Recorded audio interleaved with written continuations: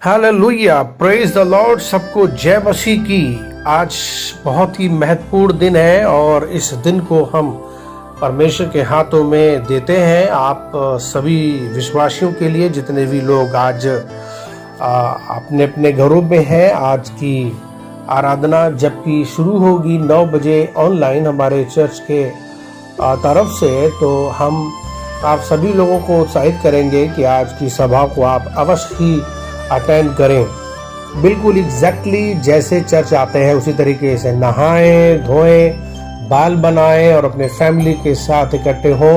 और अगर आपके पास में टीवी में अगर ऑनलाइन आपका यूट्यूब खुल सकता है तो आप उसको देखें, नहीं तो मोबाइल को देखें, अपने हेडफोन को लगा करके अवश्य सुने और देखें।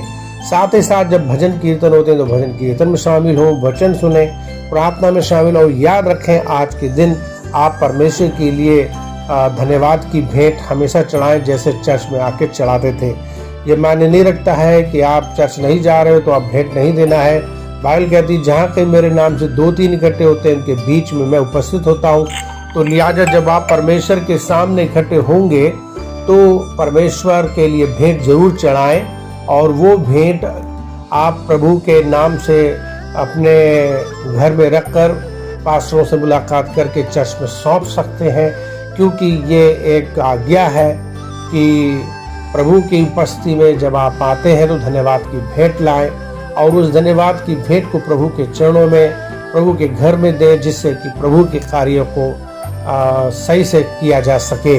क्योंकि उसने कलीसिया दी है, कलीसिया बनाई है, पासबान रखे हैं, उनकी देखभाल, उनकी सहायता के लिए जो हमारे लिए आत्मिक रीति से मदद करते हैं, उन सब चीज़ों के लिए आपको याद रखना है। और जब आप वास्तव में इस अवसर पर, ऐसे माहौल में जब लॉकडाउन है, तो आप समझ सकते हो ये अकाल के समान है। जिस तरीके से विधवा स्त्री ने, सरपत की विधवा स्त्री ने परमेश्वर के दास एलिया के लिए अपनी घटी में से भी खाना खिलाना जारी रखा और परमेश्वर ने उसकी कमी घटी पूरी की, इसी तरीके से बाइबल कहती है तुम जब छोटे से छोटे मेरे दास के साथ करोगे तो तुम मेरे साथ करोगे। तो आज ये वक्त आ चुका है कि आपका टेस्ट है, आपकी परीक्षा है कि जब आप अपने घर नहीं, जब आप चर्च नहीं जाते हो तो क्या आपका पैसा, आपका दान, चंदा जो भी आप देते तो क्या दोगे? ये सवाल महत्वपूर्ण है। लेकिन मैं चाहता हूँ कि बाइबल कहती है कि आप हर्ष से दें, खुशी से दें, कुड़कुड़ा के ना दें। याद रखिए, परमेश्वर ने इसराइलियों के तरह कनान देश जैसे उन्हें दिया, प्रॉमिस किया और मिस्र से निकाल कर रास्ता में ले जा रहे थे, तो परमेश्वर ने उनकी ज़िंदगी में बड़े बड़े काम किए, उनके लिए रोटी, कपड़ा, मकान सब कुछ दिया, खिलाया पिलाया। उसी तरीके से परमेश्वर हमारे लिए भी न केवल स्वर्ग की चीज़ें ही देता है बल्कि दुनिया की भी चीज़ देता है। अच्छी नौकरी, अच्छी सेहत, अच्छी ज़िंदगी देता है। आज के बड़े बुरे माहौल में जहाँ ज़िंदगी एक वास्तव में हमारे लिए बड़ी महत्वपूर्ण है और वो ज़िंदगी जो है, उस ज़िंदगी को पाने के लिए लोग परेशान हैं। पर बाइबल कहती है कि यीशु मसीह की वजह से हमारे पास ना केवल ज़िंदगी है बल्कि हमारे पास हमेशा की ज़िंदगी है। और धन्यवाद करते हैं, उसने हमारा उद्धार किया, पाप क्षमा किया, अपनी संतान बना और हमें चंगा करता है। आज FWAG चर्च सारे विश्वासियों के लिए दुआएं करता है, उनकी सुरक्षा के लिए, ताकि आप जिंदा रहो, ताकि आप भले चंगे रहो। याद रखें, ये दिन बुरे हैं और इन दिन बुरे में परमेश्वर की तरफ से भेजी जाती है विपत्तियाँ। एक बात याद रखना, जब हम बाइबल में पढ़ते हैं निर्गमन की किताब और उसके हम जब 21 अध्याय को पढ़ते हैं तो वहाँ पर कुछ चीज़ें आपको पता चलेंगी कि इस्राएली लोगों ने मन्नत मांगी थी। 21 अध्याय के 2 पद में लिखा है, तब इस्राएलियों ने यहोवा से ये कहकर मन्नत मांगी कि यदि तू सचमुच उन लोगों को हमारे वश में कर दे तो हम उनके नगरों को सत्यानाश कर देंगे। इस्राएल की ये बात सुनकर यहोवा ने कनानियों को उनके वश में कर दिया, सो उन्होंने उनके नगरों समेत उनको भी सत्यानाश किया। इससे उस स्थान का नाम होरमा रखा गया। फिर उन्होंने होर पहाड़ से कूच करके लाल समुद्र का मार्ग लिया कि एदोम देश से बाहर घूम कर जाएं और लोगों का मन मार के कारण बहुत व्याकुल हो गया। सो तो वे परमेश्वर के विरुद्ध बात करने लगे और मूसा से कहा, तुम लोग हमको मिस्र से जंगल में मरने के लिए क्यों ले आए हो? यहाँ ना तो रोटी है ना पानी है और हमारे प्राण इस निकम्मी रोटी से दुखित है। सो यहोवा ने उन लोगों में तेज विषैले वाले सांप भेजे जो उनको डसने लगे और बहुत से इस्राएली मर गए। तब लोग मूसा के पास जाकर कहने लगे, हमने पाप किया है कि हमने यहोवा के और तेरे विरुद्ध बातें की हैं। यहोवा से प्रार्थना कर कि वो सांपों को हमसे दूर करे। तब मूसा ने उनके लिए प्रार्थना की। यहोवा ने मूसा से कहा, एक तेज विषैले वाले सांप की प्रतिमा बनाकर खंबे पर लटका। तब जो सांप से डसा हुआ उसको देख लेगा वो जीवित बचेगा। सो मूसा ने पीतल को एक सांप बनाकर खंबे पर लटकाया और तब सांप के डसे हुए में से जिसने उसको पीतल के सांप को देखा वो जीवित बच गया। परमेश्वर अपने वचन के पढ़े जाने पे हमें आशीष दे। प्यारो, इस कहानी को आपने सुना अगर पहली बार है तो बहुत ही जरूरी है ये बात समझना कि ये कहानी कब की है, कैसी है। ये पुराने नियम में निर्गमन की किताब है, जब इस्राएली लोग मिस्र से निकाले गए थे और परमेश्वर उनके जीवन में बड़े चमत्कार कर रहे थे। आप देखोगे परमेश्वर बहुत भलाइयाँ, बहुत प्यार, बहुत आशीष, बहुत चमत्कार कर रहे थे इस्राएलियों को बचाकर, अपना प्यार दिखाकर। लेकिन इस्राएली लोग जो थे वो बार बार परमेश्वर को भूल जाते थे और परमेश्वर की बुराई करते थे और उनकी आलोचना करते थे। सबसे बड़ी खतरनाक चीज यही है। आज आप देख रहे हो कि परमेश्वर को क्रोध आता है जब विश्वासी और मसीह जब आभारी नहीं होते, थैंकफुल नहीं होते और भूल जाते हैं परमेश्वर की आराधना, बड़ाई, प्रशंसा करना, बल्कि मुसीबतों में और संकटों में शिकायत करने लगते हैं। आपके जीवन में अचानक से विपत्ति आ सकती है और वो विपत्ति में आपका विश्वास बहुत महत्वपूर्ण है कि आप कैसे हैंडल करते हो और कैसे आप अपने जीवन को परमेश्वर के सामने प्रस्तुत करते हो। हमें हमेशा याद रखना है कि हमारे जीवन में दुख सुख होता रहेगा, लेकिन दुख सुख में आपका रवैया परमेश्वर के साथ कैसे है ये बहुत मायने रखता है। आपको ये बात समझना जरूरी है कि आपका परमेश्वर आपकी जिंदगी में कभी बुरा नहीं सोचता है, क्योंकि वो सृष्टि करता है, वो परमेश्वर है, वो आपका पिता है, वो आपको बनाता है, वो आपका ख्याल रखता है, वो आपसे प्रेम करता है। पर दुखपूर्ण बात यह है कि हम भूल जाते हैं परमेश्वर के प्यार को और हम कमियां देखते हैं। जरा सी कोई भी खाने में देर होती है, नौकरी में देर होती है, बच्चे आने में देर होती है, शादी होने में देर होती है, तो हम धीरे धीरे कुड़कुड़ाने लगते हैं, बुड़बुड़ाने लगते हैं और परमेश्वर की आलोचना, बुराई करते रहते हैं। दुनिया में 70% लोग आज कुड़कुड़ाते, बुड़बुड़ाते, कंप्लेंट करते रहते हैं, हमेशा बुराई करते हैं। वो संतुष्ट नहीं होते अपने माता पिता से, अपनी पत्नी से, अपने बच्चों से, अपने भाई बहनों से, अपने बॉस से, अपनी नौकरी से, अपने बिजनेस से, और वो सचमुच में संतुष्ट नहीं होते हैं अपने घर से, अपनी गाड़ी से, और संतुष्ट नहीं होते हैं अपने चर्च से, अपने पास्टर से।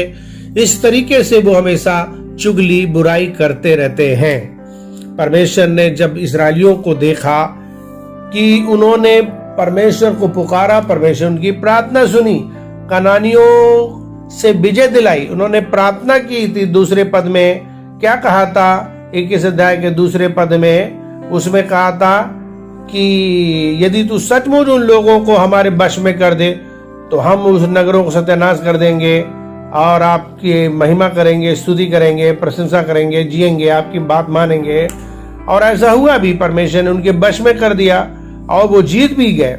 लेकिन जब आगे बढ़ते हैं तो होर पहाड़ से कूच करके लाल समुद्र की ओर जब जाते हैं, वहां एदोम देश जब मिलता है तो वहां पर उन्हें फिर एक संघर्ष का सामना करना पड़ता है।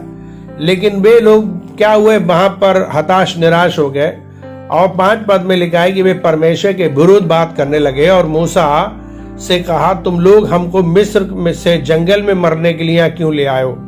यहाँ ना तो रोटी है ना पानी और हमारे प्राण इस निकम्मी रोटी से दुखित है। इस कारण 6 पद में परमेश्वर ने बहुत दुखी मन से उनके बुरे व्यवहार को देख करके उन लोगों के जीवन में तेज विषैले सांप भेजे, जिनको इसराइलियों को डस लिया, यानी कि सांपों ने इसराइलियों को डस लिया और वे मर गए। देखिए साफ साफ लिखा है कि परमेश्वर ने इसराइलियों को मिस्र से निकाला और एक प्रॉमिस देश में ले जा रहे थे, लेकिन जब इसराइली लोग कुड़कुड़ा रहे थे, बुड़बुड़ा रहे थे, शिकायत कर रहे थे, परमेश्वर की तारीफ नहीं कर रहे थे, तो परमेश्वर ने सांप भेजे और विषैले सांप जब भेजे तो इसराइलियों को डसा और मारा। देखो भाई, चाहे आप इसराइली हो, चाहे आप विश्वासी हो, चाहे आप कितने बड़े भी आत्मिक हो, अगर आपका जीवन परमेश्वर के अनुसार नहीं है तो बाइबल में क्या लिखा है, व्यवस्था विवरण में, कि मैं तुम्हारे सामने जीवन और मृत्यु रख रहा हूं, श्राप और आशीष रखा हूं, चुनना तुम्हारा काम है।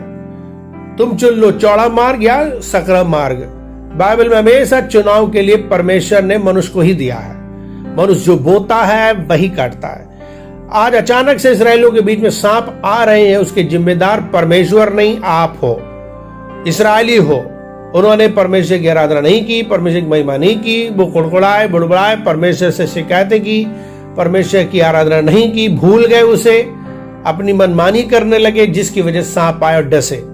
इसमें कोई शक नहीं कि आज चारों तरफ दुनिया में हाहाकार मची है, बीमारी आ रही है और लॉकडाउन का हम लोग सामना कर रहे हैं। इसमें कोई भी शक नहीं है कि ये परमेश्वर की तरफ से ही आती है।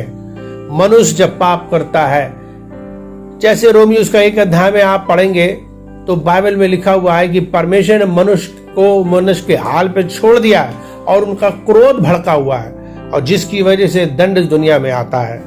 याद रखो, परमेश्वर ने अपने इकलौते बेटे प्रभु यीशु मसीह को भेजकर सचमुच में ये साबित कर दिया कि वो इंसान से कितना प्यार करता है, उसे मारना नहीं चाहता, नाश करना नहीं चाहता है। लेकिन फिर भी इसके बावजूद भी इंसान नहीं माना, नहीं समझा, नहीं सुधर रहा है, तो फिर क्या होगा? अंत में यही होगा कि परमेश्वर इस देश में, संसार में विपत्तियां तो भेजेगा, क्योंकि ये भी विपत्तियां फिरौन के तरह उसके मन बदलने के लिए था कि वो परमेश्वर विश्वास कर सके। इस पूरी दुनिया के लिए अच्छा सुनहरा अवसर है कि वो मन फिरा ले और परमेश्वर के पास आ जाए। जब हम देखते हैं कि इस्राएली लोग मरने लगे तो इस्राएली लोगों ने दुआएं की, मूसा ने दुआ की, खासकर प्रभु के भक्त ने, दास ने। याद रखो, पूरी जनता के लिए, पूरी कलीसिया को बचाने के लिए दुआ परमेश्वर के दास करता है और परमेश्वर सुनता है। जिसको परमेश्वर ने चुना चर्च बनाने और चर्च चलाने के लिए, परमेश्वर उसी से बात करता है। पूरी कलीसिया में ढेरों लोग आत्माएं उद्धार पाती हैं, बपतिस्मा लेते हैं हमारे चर्च में, लेकिन जो काम हमारा वो सब काम लोग नहीं कर सकते हैं। इसलिए क्या होता है, जब विपत्तियां आती हैं तो परमेश्वर के भक्तगण जब दुआ करते हैं, जैसे याकूब की पत्री में लिखा है, तुम में जब कोई रोगी हो तो कलीसिया के प्राचीनों को बुलाओ, वे तेल मल के दुआ करेंगे और रोगी चंगा हो जाएगा, पाप भी किए होंगे क्षमा हो जाएंगे। इसी तरीके से परमेश्वर ने याजकों, पास्टरों को रखा कलीसियाओं में। उनका रोल बहुत महत्वपूर्ण है। परमेश्वर उनके दुआओं को सुनता है, उन्हीं को अपॉइंट किया। ये मैं नहीं कहता कि प्रार्थना किसी की भी नहीं सुनी जाएगी, सबकी सुनी जाती है, लेकिन परमेश्वर ने जो अपने अगुओं को रखा है, अपने दास को रखा है, परमेश्वर पहले वो उनसे बातचीत करता है और वो उन्हें बताता है कि क्या मेन समस्या थी। जब परमेश्वर ने मूसा से बातचीत की तो कहा कि सुन, इन लोगों ने मेरे विरुद्ध बातें की, इसलिए मैंने विषैले सांप भेजे और सांपों ने डस लिया, अब ये मर जाएंगे। अब एक काम करो, जितने मर गए तो मर गए, लेकिन अब जो बचे, अगर वो एक चीज कर, तू एक पीतल का सांप बना ले और उसे एक खंबे में टांग दे, और जो कोई भी उस विषैले सांप के कटे हुए लोग उस सांप को देखेंगे, पीतल का जो तू बनाएगा, तो वे बच जाएंगे। और इसी तरीके से उसने पीतल का एक सांप बनाया और एक खंबे पे लटकाया, और जितने भी लोगों ने उस सांप के, पीतल के सांप को लटका हुआ खंबे पे देखा, वे लोग बच गए और नहीं मरे। बहुत महत्वपूर्ण बात है। ये भी एक बहुत अच्छी बात है कि बाइबल कहती सबने पाप किया और सब पापी हैं, और सबके वजह से सब लोग नरक जा रहे हैं, पाप में मर के नरक जा रहे हैं। क्यों पाप की सजा उन्हें मिल रही है? क्योंकि परमेश्वर नहीं चाहते थे कि कोई पाप करे। पाप की मजदूरी मौत है, तो मौत मिलेगी।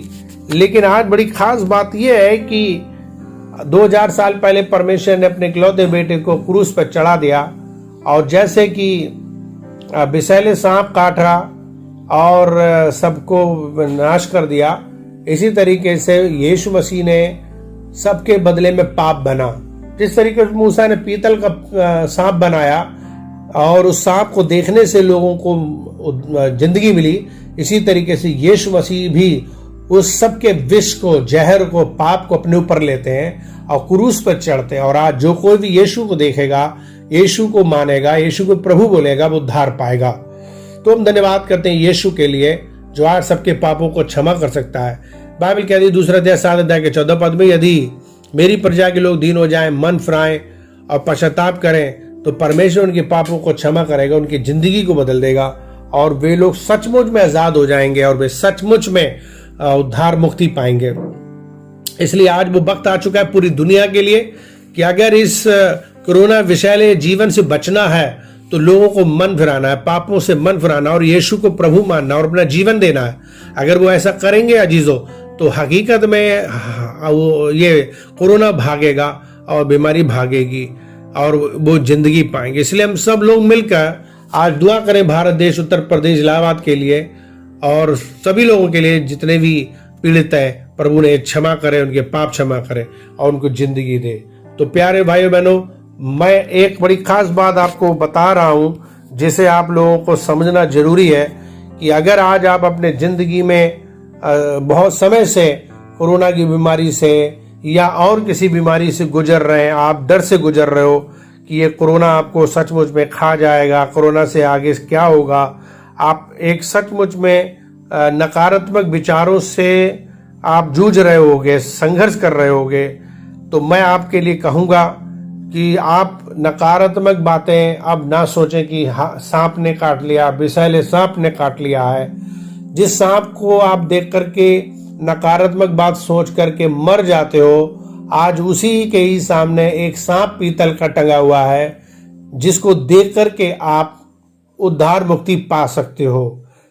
यानी कि अगर आप नकारात्मक बातें सोचते हो तो नुकसान होता है, इसी तरीके सकारात्मक बात सोचोगे तो आपको उद्धार मुक्ति मिलेगा। तो सकारात्मक अगर आप सोचोगे अपने परिवार की बीमारी के लिए तो वो बीमारी चली जाएगी। हो सकता है आपके परिवार में ये बहुत ही प्रचलन है कि आपके खानदान में लोग जल्दी मर जाते हैं, लोग गठिया हो जाता है, लोगों को शुगर हो जाता है, लोग हार्ट अटैक हो जाता है। तो मेरा भी ऐसा होना होगा। आप इस तरीके से बैठे रहोगे और देखते रहोगे तब आपके जीवन वैसा ही हो जाएगा। लेकिन अगर आप मुड़ के देखें क्रूस की तरफ, यीशु की तरफ, तो बाइबल कहती है उसने सारे दुखों को, श्रापों को उठा लिया और वो कीमत चुका गया और हमें आजाद कर दिया गया। तो मसीह यीशु में आपको विजय है, आपके पाप क्षमा हो गए, आपके श्राप खत्म हो गए, अब आपको नई जिंदगी मिल जाती है जब आप यीशु को मान लेते हो।